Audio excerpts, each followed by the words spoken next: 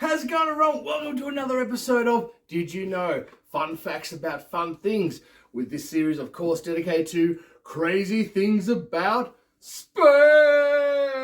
Or facts, I should say, as well, too. But we've been having an absolute fantastic ride to just everyone watching and commenting. And thank you so much for your support. Thank you for the following. Thank you for just a little comment saying love the episode about this or that. And just enjoying what you've been watching every episode. But today's episode, it's a very good one because it's kept me intrigued when I was growing up as a little one, and hopefully it keeps you intrigued as well too, because this episode is about black holes, and yeah, they're just fascinated everyone. No one really 100% knows what exactly they do, how they operate. There are theories from scientists, etc., as to what they do and how they work. But in the end, it's very, very, very questionable as to what's going on there too. So, if you're ready, shall we begin? Yes, let's all start off with this one too. All right, here we go. As always, I've got my information in front of me, and let's get straight into it, shall we? Here we go. A black hole is an area of such immense gravity that nothing, not even light, can escape from it. So it's pretty intense, isn't it? Black holes form at the end of some stars' lives. The energy that held the star together disappears and collapses on itself, producing a magnificent explosion. Pretty big. The catastrophic collapse results in a huge amount of mass being concentrated in an incredibly small area. So I tell you what, you don't want to be near a star when that goes kaboom, because I tell you what, there's going to be so much energy going everywhere, and just stay away. But some people sort of are unsure, but a black hole does not have a surface like a planet.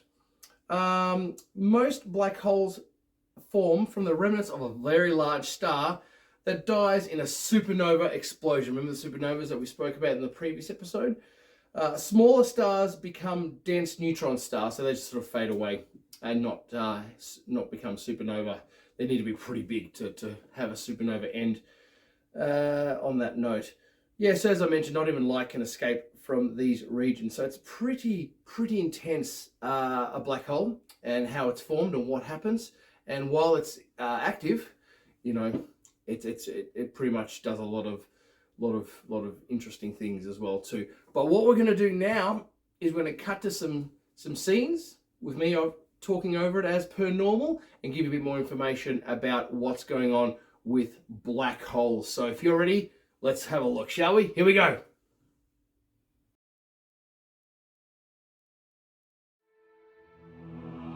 Once inside the black hole, matter will be torn apart into its smallest pieces and eventually be squeezed into the singularity. What is a singularity? In the center of a black hole is a gravitational singularity, a one-dimensional point which contains a huge mass in an infinitely small space, where density and gravity become infinite and space-time curves infinitely, and where the laws of physics as we know them cease to operate. So, what occurs in a black hole shouldn't happen, but yet it does. From the viewpoint of an observer outside the black hole, time stops. For example, an object falling into the hole would appear frozen in time at the edge of the hole. Inside a black hole is where the real mystery lies. According to Einstein's theory, time and space, in a way, trade places inside the hole. If you leapt heroically into a black hole, your body would be subjected to a process called spaghettification.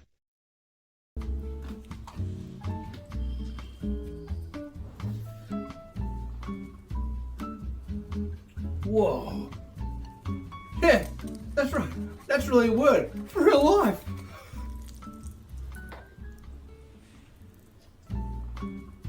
The black hole's gravity force would compress you from top to toe, while stretching you at the same time, thus, spaghetti.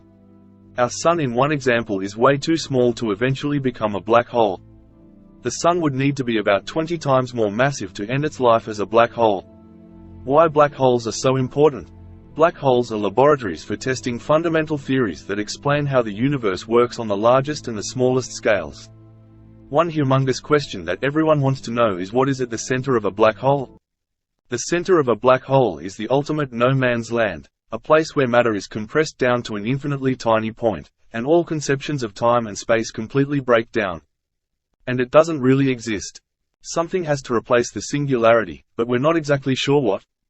Since nothing can escape from the gravitational force of a black hole, it was long thought that black holes are impossible to destroy. But we now know that black holes actually evaporate, slowly returning their energy to the universe. Wow, how amazing is that? Again, another interesting facts about black holes and what's going on, but in the end, it's just fascinating, isn't it? Space in general has so much that's just unknown that we're just only starting to work out now, just sort of scraping the surface and learning about so many things. You know, it's fascinating. It'll probably take a very long time to really sort of start to grasp what is going on around us and up there and whatnot. Yeah. But no, so good. But I do have a final note to add to this. It's basically sort of a footnote on, like I was mentioning, about how fascinating and how unknown it all is. Basically, in the end, it's all theories about black holes. They remain a mystery now and probably for a long time to come. They leave more questions than answers, but in the end, space movies make black holes so cool. Because remember, there's been a lot of movies based on black holes, and it's just kept everything sort of so interesting, and it kept everyone sort of glued to their seats saying, oh, what are they going to do there? And what's going on with the black holes here? So, you know, there's over the years, there's been plenty of movies based on that to just keep everyone just interested and whatnot. But thanks very much, everyone. I hope you enjoyed. Now, remember, the next episode will be the beginning of the 4-part special on the the gas giant special as well too. So we're going to be talking about 4 big planets in our solar system. We're going to start off with Jupiter, then Saturn, then Uranus, and of course we'll finish up with Neptune in that 4-episode special as well too. So I hope you can join me for the next one, and we can start the special 4-part special and really nut out what's going on with those 4 big giant gas planets. All right, so thanks very much. Have a great day. Talk to you soon. See you.